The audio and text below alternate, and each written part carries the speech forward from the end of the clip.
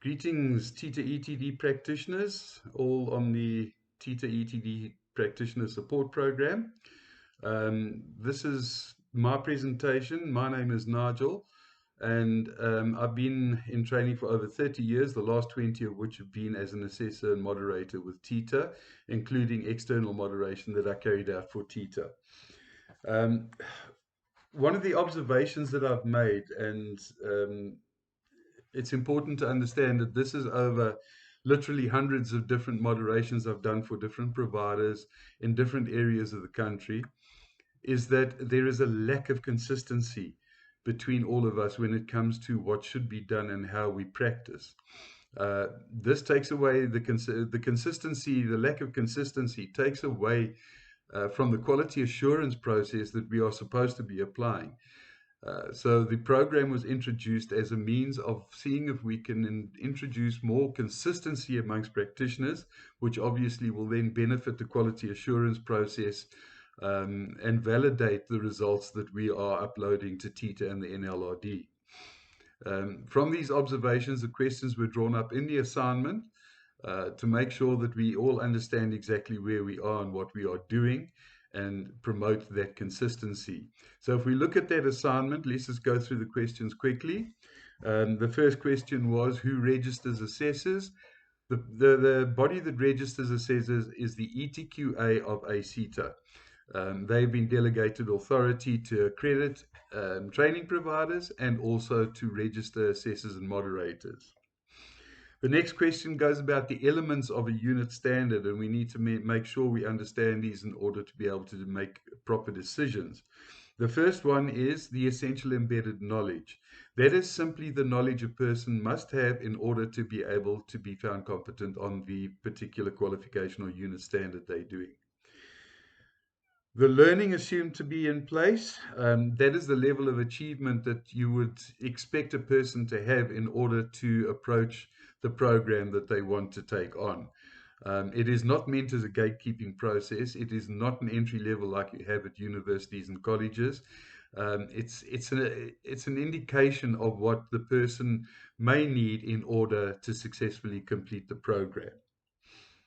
The specific outcomes, they describe what the learner must do. So we have the theory and the essential embedded knowledge, and we have the practical on the specific outcomes. The two together go to make up your theory and practical. Critical cross-field outcomes, often misunderstood. They are generic outcomes. They are generic in virtually every field of our work on a daily basis, and they include things like communication, teamwork, and so on. Assessment criteria, this is what the assessor will look for from the learner in order to be able to declare them competent. So the assessment criteria is basically what the learner must produce in order to be found competent. The next question went about formative and summative assessment, and here there's a lot of confusion, and we need to clear up that confusion to make sure we know what we're doing. Formative assessment is generally informal or non-formal, and it is carried out during training. It is there to establish that learners are keeping pace with the program and people are not being left behind during the program. It is non-credit bearing, and the whole idea is building people coming through the course, assuring that they are staying with the program and not losing pace with what is going on in the training program. There are no credits awarded for formative assessment. Only summative assessment is awarded credits because it then becomes a formal activity at the end of training. So there's a difference between the two. The one is during training, it's informal or non-formal, and it doesn't get any credits. On the other hand, the summative is a formal activity which is awarded credits, and it happens at the end of training. What is a POE? A POE is very simply a structured document in which you can record evidence produced by a learner in order to make a decision as to whether they are competent or not yet competent. The process of assessment is outlined in 115753, the unit standard for assessors, and it's a good idea to keep referring back to that to make sure that we're staying on track with what we are doing. That is your ultimate guideline as to what is required of an assessor. The basic process is prepare yourself for the assessment, prepare the candidate for assessment, and once you've done that, you can carry out the actual assessment. You can conduct the assessment. From conducting the assessment, you've got evidence in front of you. You can review that evidence, and from that review, you can now make a judgment as to whether the learner is competent or not yet competent. Having made that judgment, you will discuss this with the learner and any other stakeholders involved. You can include with that the moderator confirms the assessor's decisions. But the final part is something that often we forget about, and that is the review of assessments, which means let's have a look at what we've done. Have we followed the process? Have we done it correctly? Can we do it better? Is there a better way? And so on. Constant improvement is what we are looking for wherever we can do so. Assessors are registered for 3 years. It's clearly stated on your letter of registration. There are dates, a to and from date, and you must be aware of what that date is in order to re-register. It used to be 3 months as a recommended time before your registration runs out to apply for re-registration. I believe it has now gone to 6 months because of the delays that have been happening. A provider, once they achieve full accreditation, is accredited for 5 years. All right, 5 years. At the end of that 5 years, or before the end of that 5 years, the provider must reapply for accreditation, or apply for re-accreditation rather, in order to be able to continue operating under their accreditation status. This again, you'd probably be looking at anything from 3 to 6 months beforehand as being a safe term in which to get the re-accreditation done before the expiry of your current accreditation. The next question asked, what is the competence we are assessing in summative assessment? And the answer there is very simply applied competence. The answer was in the following question, which asked, what are the parts of applied competence? Applied competence is made up of 3 parts, and those parts are your foundational competence, which is your theory, your practical competence, which is obviously your practical, and your reflexive competence, which is the one that most people tend to ignore or miss out. Reflexive competence is the ability of the learner to take what they've learned in training, their knowledge and skills, and apply it effectively in the workplace. Bearing in mind that all workplaces are different, so they will be subject to different policies and procedures, they will be subject to different layouts, they will be subject to different equipment, and so on. It's their ability to take what they've learned in training and apply it in the workplace, which we can then assess and say, yes, the person has been found competent. What is the general process, starting with training as required by TETA? It's a very simple process, but there's a lot of miscommunication about this and a lot of misinterpretation.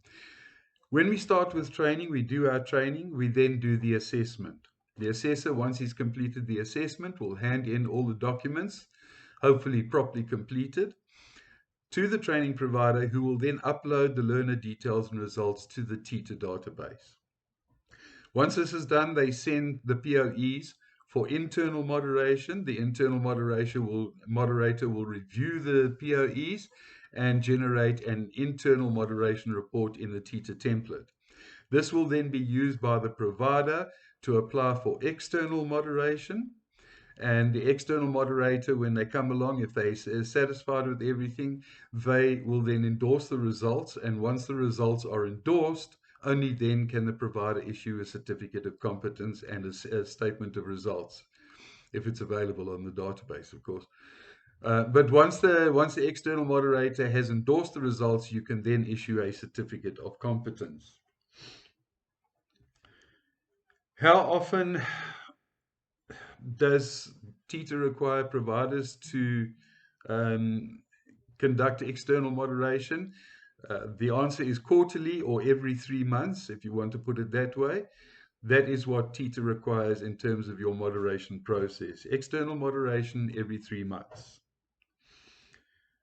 Who is responsible for uh, registering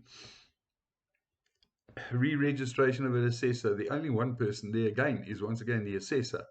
The assessor has a letter which says you are responsible to ensure that your registration is maintained, and you have a letter that tells you what the dates are when your registration expires. So you have to make allowance for the 6 months before in order to apply for re-registration.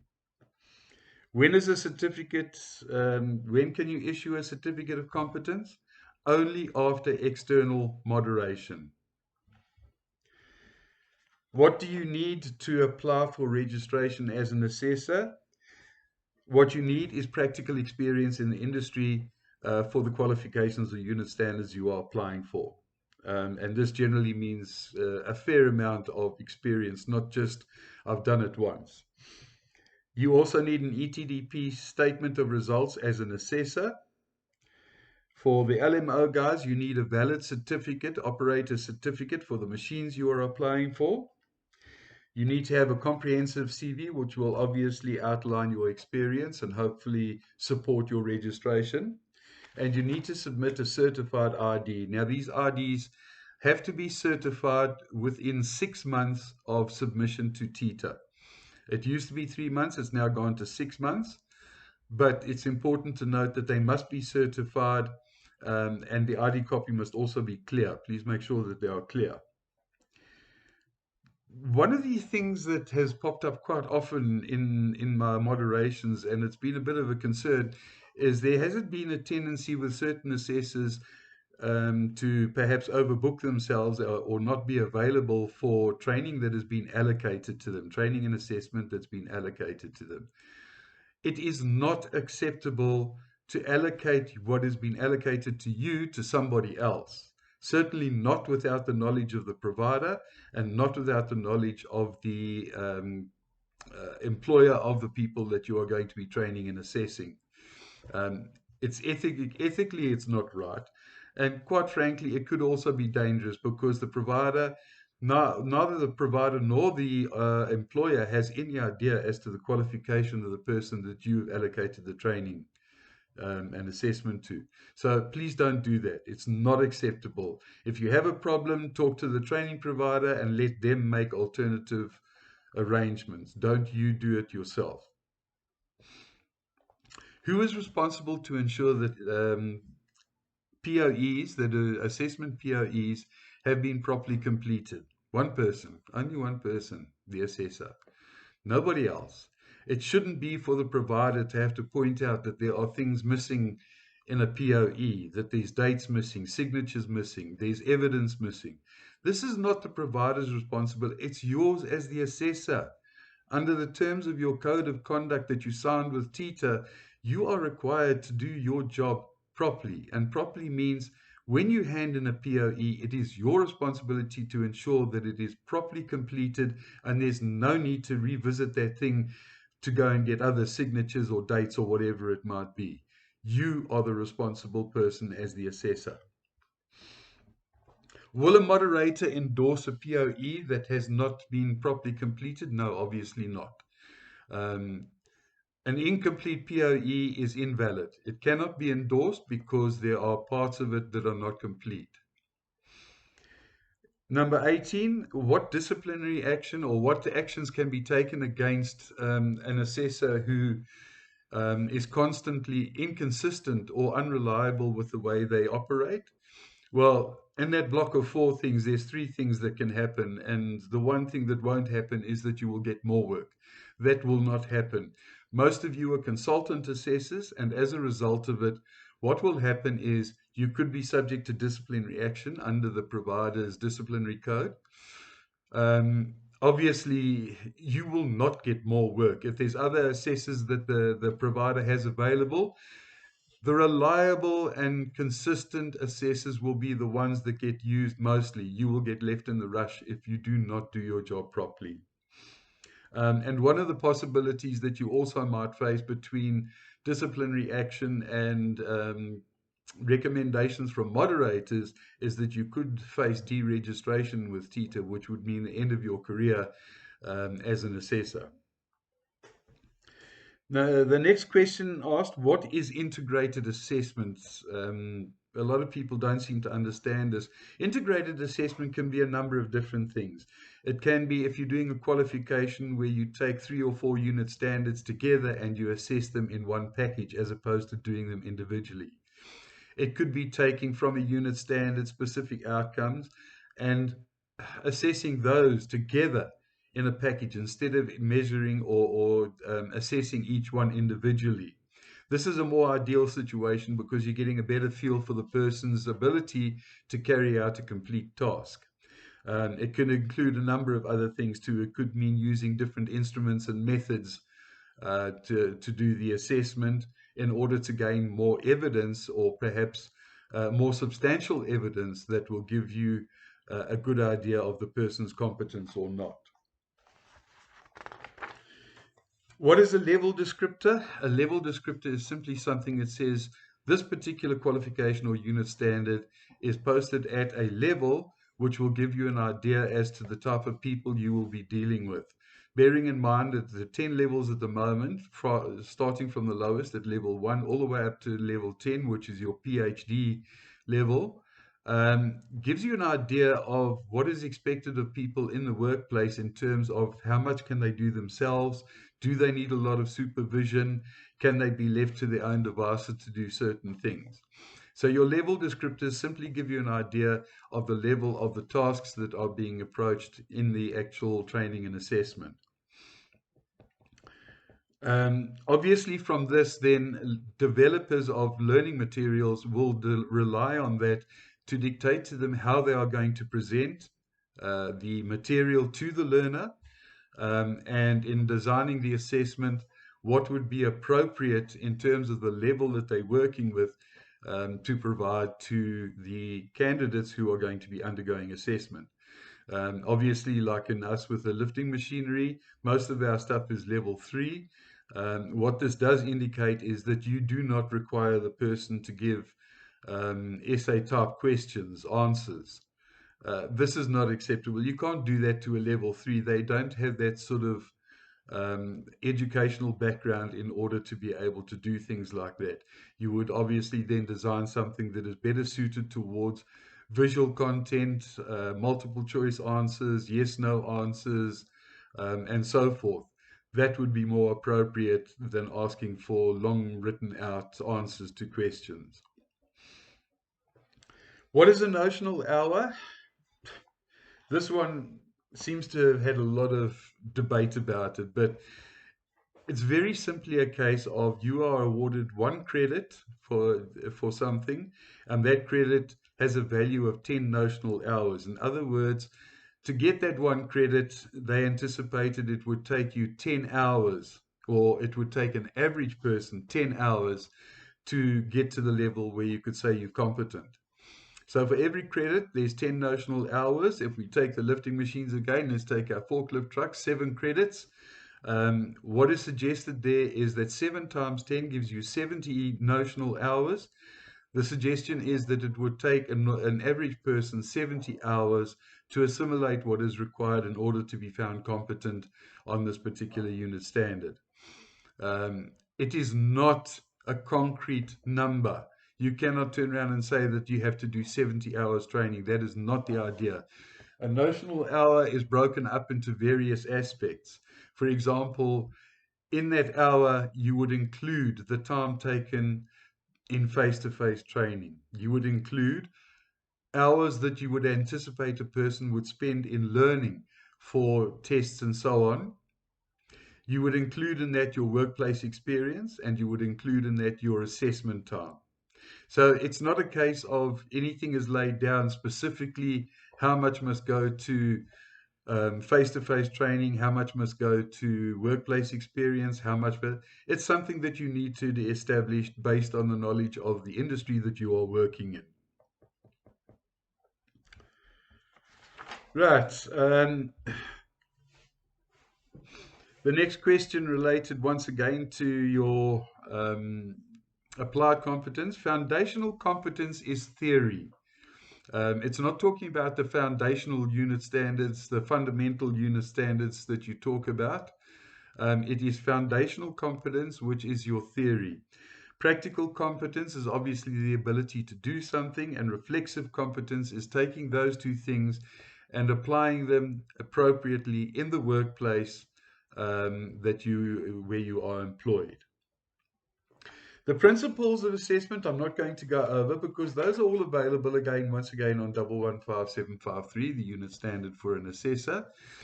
Most of you seem to have that, but obviously that is one that is fairly common, but you can always go and revisit it just to ensure that you understand what all of those things mean. The next question, what is moderation? Moderation is the quality assurance of assessment to make sure that assessments are consistent, accurate, well designed, and so on. You're also looking to see that there's consistency of practice amongst assessors. Notice the word consistency pops up here, and this is where we need to start making sure that we are operating consistently. How would a moderator monitor assessment practice? You would ensure that assessment is carried out consistently and that it's valid. You would ensure that individuals meet assessor criteria. You could monitor assessment practice. You could sample assessment decisions. You could deal with appeals and disputes. You could make sure that assessments are in line with national standards. And you could also ensure that assessments are in line with ETQA requirements. How would you support assessors as a moderator? Well, there's a number of different ways you can do this. You can brief assessors. You can discuss integration of unit standards or parts of a unit standard. You could evaluate the performance of assessors. You could identify assessor training needs. You would be in an ideal position to see if an assessor needs training. You could supply that training and coaching yourself as a moderator, which you should be able to do. You would provide advice and guidance to assessors and also to providers. And one of the more less likely things is you could also consider the deregistration of an assessor if they are not performing the way they should be. One of the things that I spoke about earlier, informative and summative assessment, was that formative is generally informal or non-formal, whereas summative is formal. The difference between the two is that obviously is a more relaxed atmosphere when during training you are subject to formative assessment, which is informal or non-formal. However, when it gets to the summative assessment, this is a formal activity which can bring on the jitters and nerves and so on, because it is a formal activity and credits are at stake. You can, on occasion, use formative assessment in summative assessment, but it has to be with the approval and knowledge of the learner, which means they need to sign something to say that they agree with this and they approve it, and you can continue with it. Only in those circumstances can a formative assessment be used in summative assessment. It sometimes is required where you can avoid duplication, bearing in mind that formative assessment is different to summative assessment and should not be the same thing, because formative assessment is in building blocks, building a person up to a full task, whereas summative assessment is assessing that full task. The next question related to what is the difference between quality assurance and quality control? Very simply, quality control generally is a type of process where something is made and at the end of the line somebody stands there and pulls out the defective products so that they don't reach the consumer. This is nice for the consumer side because there's less chance of them getting a defective product. But quality assurance is basically something that says everybody in the process from beginning to end has their own responsibility towards ensuring the quality of what they do is right, so that the next person can carry out their process in the same way. So quality assurance is the entire process. Everybody must ensure that they do the right thing for their particular part of the task. And that would then make, obviously, for the next question, that would make quality assurance a better bet for any training, because quality control is not suitable for services, to be quite honest, because you cannot take a service out once it's been delivered. That is just something that you can't do. Once the service has been delivered, it's done. If there's any damage, the damage has been done. You cannot then take it out. You have to deal with whatever the problems are and try and fix it afterwards. But you can't take it out once it's been done. It's been done. It's over and done with. And if you look at all of our bodies that we have, they all relate to quality assurance, education and training, quality assurer. That tells you that quality assurance is our mission, not quality control. So bear that in mind. We are all responsible for making sure that what we do, our part in any process, it is our responsibility to ensure that quality has been achieved, which means proper completion of whatever it is that we require to do. All right, that was all of the questions that we had. We went through there. Hopefully, this will help the people who haven't submitted their assignments yet, and for those that are coming in the future. But please, if anybody has any questions, you have access to me. You have my phone number, you have my mail. You can WhatsApp me if you want to. You can arrange a team or Zoom meeting, and I will be there for you. There's no problems with that. If you have any questions or you want to discuss something, please feel free. I'm here all the time. You are welcome, most welcome to contact me. In the meantime, enjoy it. I will be issuing shortly for those specialization fields like lifting machinery, first aid, and dangerous goods. I will be sending you guys an assignment on that one, which will follow the same process again. But in the interim, please be careful and go well. Thank you.